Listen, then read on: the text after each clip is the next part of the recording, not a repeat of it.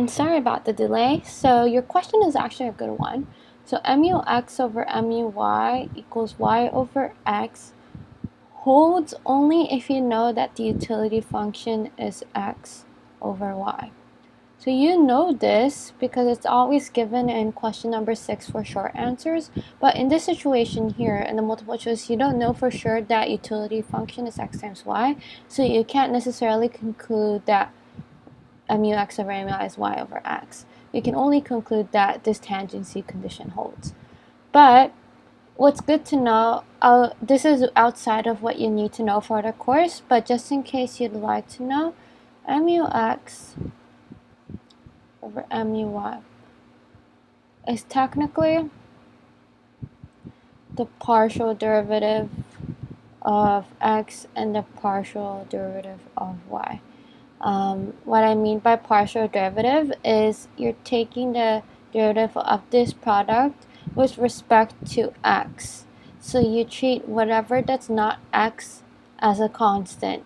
So for example, if you have take a derivative of this, you just drop the x and it's 2. And same thing as this. You treat y as a constant, so you have the derivative of x times y as y.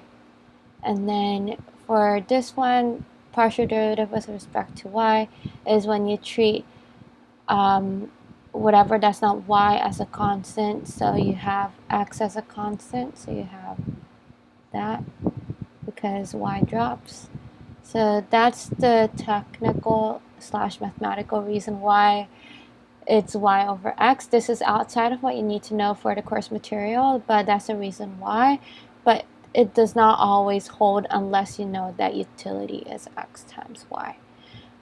For number 5, yes, it is the same given good and normal. The result will be the same just because a given good would only be a given good if income effect dominates the substitution effect, which results in an upward sloping demand curve. But for this question, we're only looking at the substitution effect. So the substitution effect is always the same, which means it would always move in the same direction where there's a price drop, you would consume